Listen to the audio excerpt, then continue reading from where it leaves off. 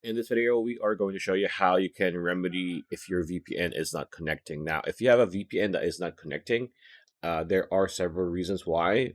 Primarily, it's going to be your internet connection, the stability of your internet connection. So if you're using Wi-Fi, then it's more susceptible to fluctuations on your internet connectivity, right? If you're using your PC or laptop, you need to click on here on the lower right corner of your screen, right click, diagnose the network problems. It's going to open this up, right? And it's going to see whether or not you're going to have an issue with your internet option. So if it's doing this, it takes a few seconds at most, but since we are connected to a VPN, it takes a while. And as you can see, we don't have any issues with our internet, right? There you go.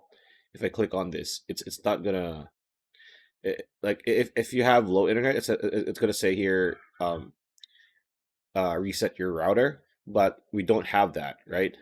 Another reason is you want to try to connect to different servers. So for example, I'm using Proton VPN, right? So if free servers are randomized, right? So if you can connect, you can try connecting to another server again.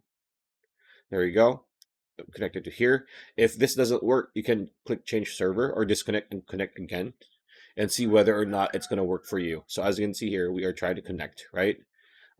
If our internet is fine, we're going to be able to connect. If not, we won't be able to connect. As you can see, we can connect to Norway. Now, if your VPN is still not connecting, to uh, you want to exit your VPN and open it again. Of course, disconnect it first.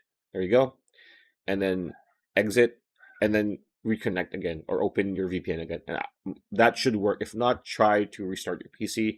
For the most part, those remedies or those solutions should work. So pretty much it. That's a video. I hope you liked it. Like, comment, share, subscribe, ring that bell icon. I'll see you on the next video.